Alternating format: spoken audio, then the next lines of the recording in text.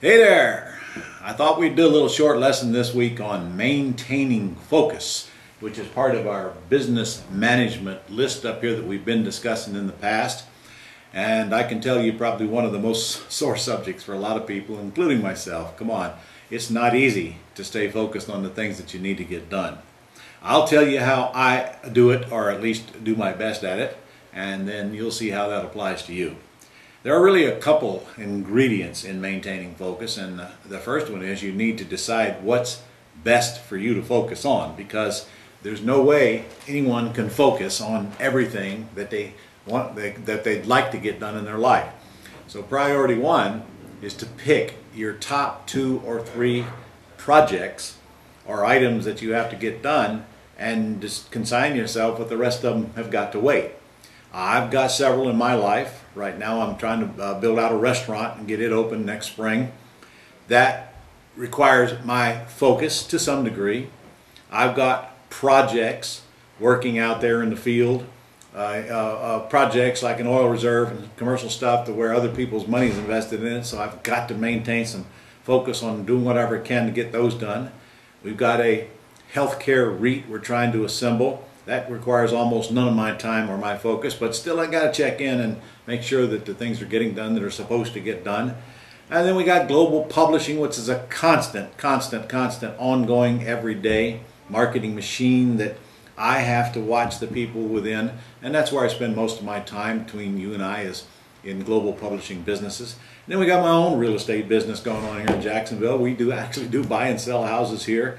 And I brought on a fellow to do that. That requires some of my focus as well. So as you can see, I'm no different than you are, constantly loaded down with shiny objects, things that need to get done.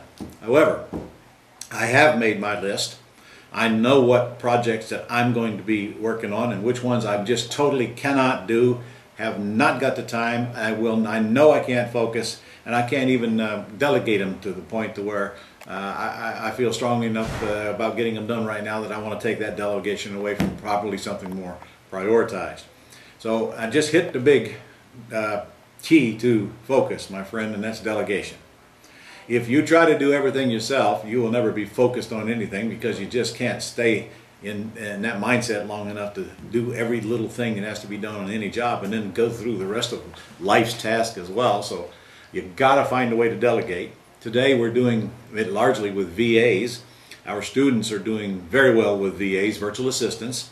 They're easy to find and they're easy to train, and in fact when they come to you they're pretty much already trained. You just got to get them acclimated to what you're doing. We pay them by the minute, so that's easy.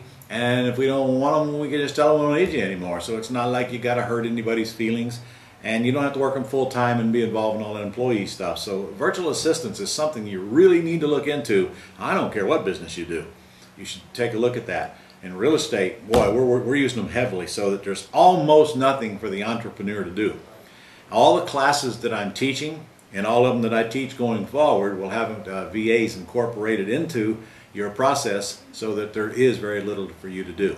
In fact, I got a webinar coming up here shortly on control without ownership, and make sure you tuned into that one, because it definitely involves focus. In fact, I've got several slides in there where we say a VA will do that for you, and so you'll get a feel for what I think you should be getting them to do.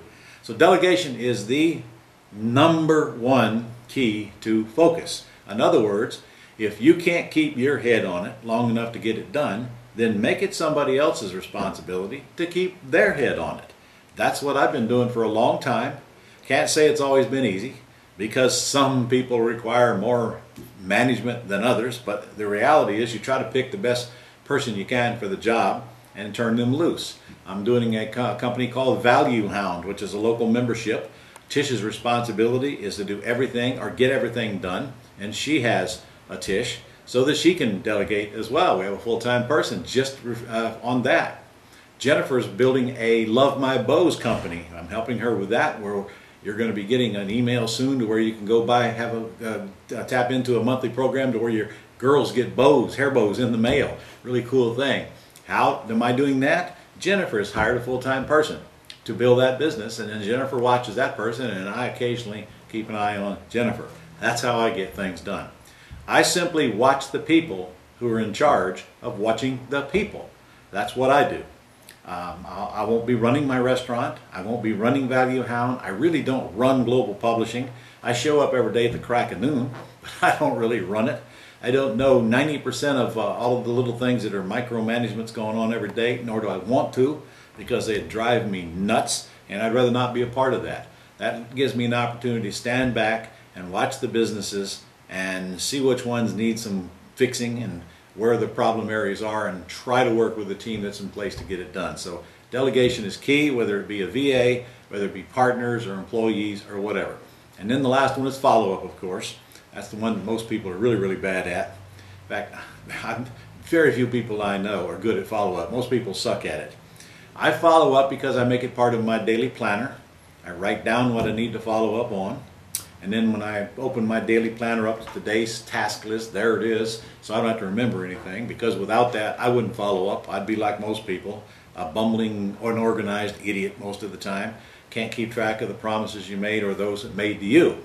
So if you find the people to delegate to, first pick your priority. What's worth my time and effort?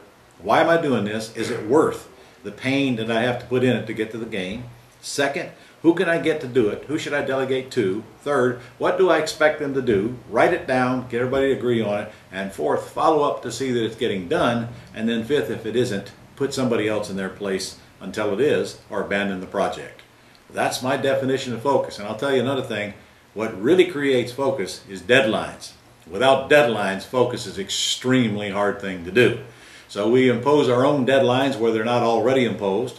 When we do an event, the deadline is there. But when we're doing other tasks, you can always put them off. But if you create your own deadlines and push those deadlines on down to the people in charge, you got a better chance of getting it done.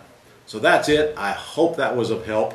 And if I don't get a chance to say it again before our holidays, have a great holiday, and hope you're getting ready to get a jump start on next year. See you soon.